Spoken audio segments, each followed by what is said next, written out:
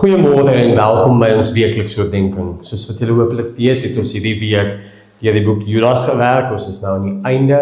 Al die ander video's is op YouTube beskikbaar. As jy dit gemis het, stuur dit gerus aan vir mense. Soos ons genoem het, is Judas 'n baie konfronterende boek. Hy is verskriklik kort natuurlik ook. En dit leer ons nogal baie oor onsself. Ja, Judas skryf oor dwaalleraars in die vroeë kerk. En hierdie dwaalleraars het Jesus se woorde voordat dit opgeskryf is geminag, verdraai. Maar dit leer ons iets oor introspeksie, want ons moet eers kyk of ons dit nie dalk ook doen nie. Ons moet ons blinde kolle nagaan. Want, soos die Here Jesus ons leer, haal eers die balk uit jou eie oog, voordat jy die splinter uit iemand anders se haal. Kom ons luister ons saam na die woord van die enigste en lewende Here, soos dit opgeskrywe staan in Judas 20-24. Maar julle moet, geliefdes, deur julleself op te bou in julle allerheiligste geloof en deur in die Heilige Gees te bid, julleself in die liefde van God bewaar, terwyl julle die ontferming van ons Here Jesus Christus met die oog op die ewige lewe verwag. Ontferm julle ook oor diegene wat twyfel, maar red ander deur hulle uit die vuur te ruk. Oor nog ander moet julle met eerbied ontferm, terwyl julle self die onderkleed verafskie, wat deur die liggaam besoedel is. Aan hom wat die mag het om julle daarvan te bewaar, dat julle struikel en om julle onberisplik en jubelend voor sy heerlikheid te stel.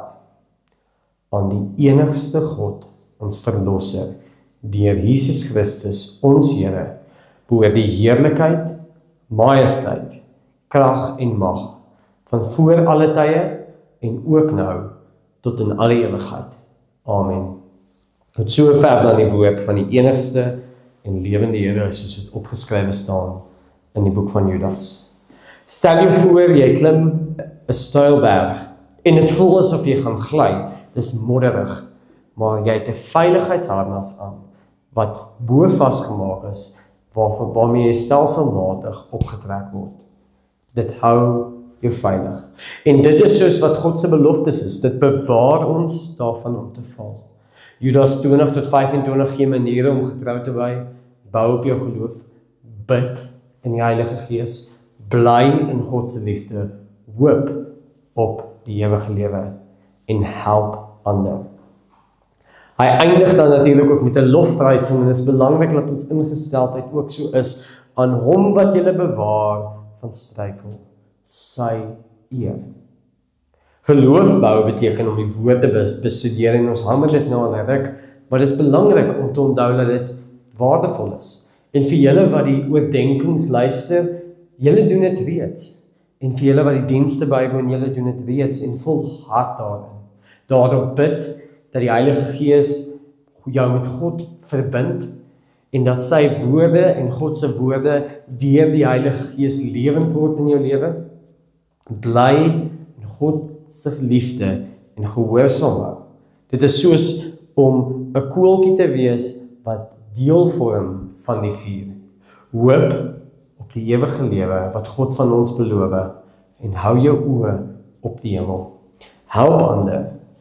Wanneer ander mense twyfel, wees daar vir hulle sodat hulle ook vir jou daar sal wees wanneer jy afdwaal. Want dit weerspieël God se genade. Hierdie is nie altyd maklik nie, inteendeel, dit is meestal moeilik, veral in 'n wêreld met klomp versoekings wat kompromieë met ons geloof wil aangaan, goed wat kompeteer vir ons tyd en ons aandag. Ons lewe in 'n wêreld wat al hoe meer sekulêr word en geloof en kerk word ondermyn. Al hoe minder mense leef hulle geloof uit. En tog leer Judas ons dat God ons bewaar en dat ons steeds op hom kan vertrou. Kom ons sluit die oë. Here, baie dankie dat ons op U kan vertrou om ons te bewaar en te help om ons geloof te bou. Help ons om minder op ons eie insig te staan te maak en meer op U wat vir ons die krag gee. Amen.